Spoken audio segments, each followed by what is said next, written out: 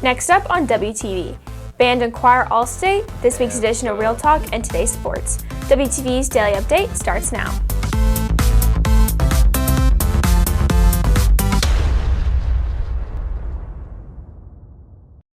Hey there, Red Hawk Nation. Today is Friday, January 14th, and I'm Karina Grokhovskaya with today's Daily Update, brought to you by Wingspan TV. Students throughout the state compete in spots for All-State Fine Arts Ensemble, and a few students on campus have received the opportunity to perform in one of these groups.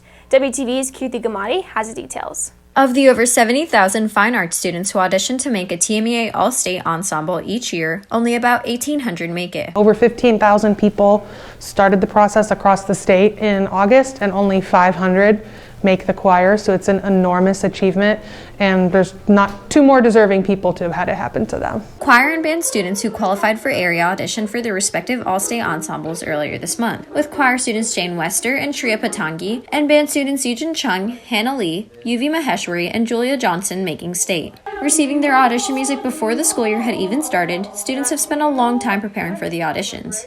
I feel really excited and relieved because it was a really long process. You know, you can get the music over the summer and stuff, and you're working on all these different pieces for so long. So to be able to actually, make it to the final thing is really, it's a relief.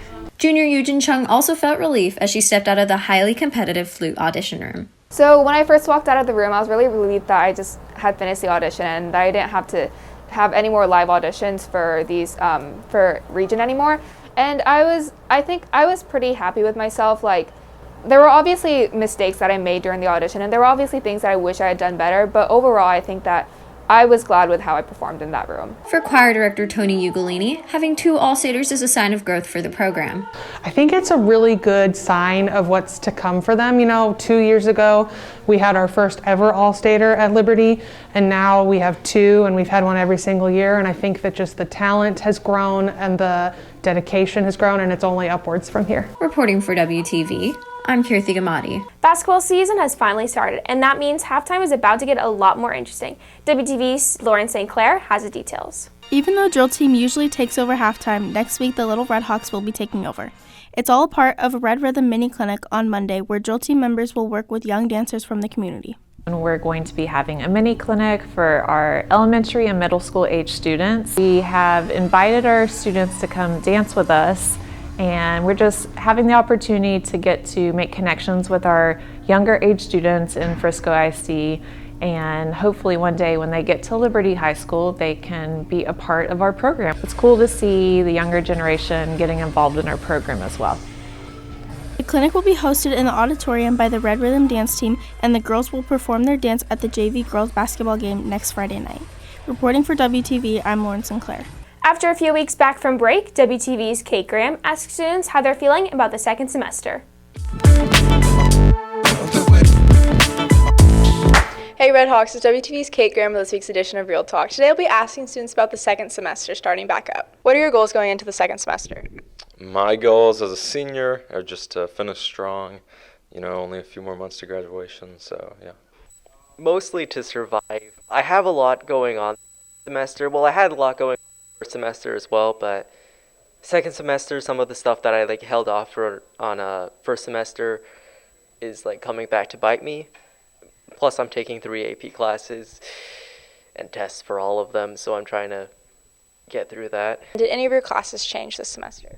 Yes, my economics class changed to a government class, although I am trying to drop the government class in exchange for another class potentially. Yes, so I am an office aide now, and so that's been kind of fun. Shout out to my guys, Caitlin, Trevor, Braden. We're playing a card game right now because we've got nothing else to do. And Coach Glidwell English, I'm in there now, so yeah. What are you looking forward to this semester? Graduation, I guess, and moving on to another stage of my life.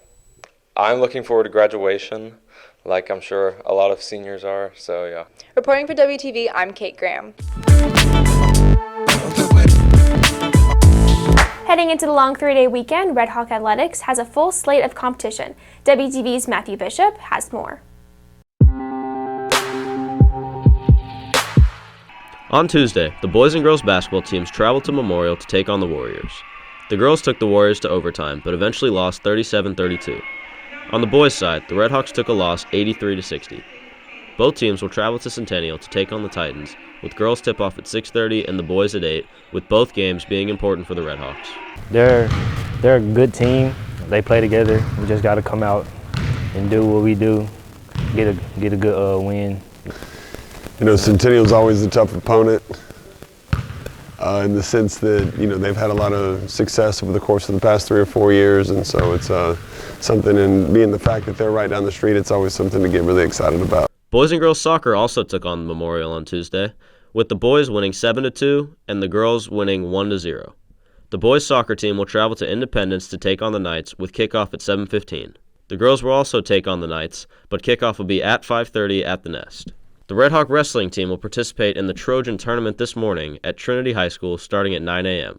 The Red Hawk cheer team will be competing today and tomorrow in the UIL State Spirit Competition in Fort Worth. Reporting for WTV, I'm Matthew Bishop. If you're looking for more from Wingspan, you can follow us at Liberty Wingspan on Twitter, Instagram, and Facebook, or visit our award-winning website, libertywingspan.com. And now for today's announcements.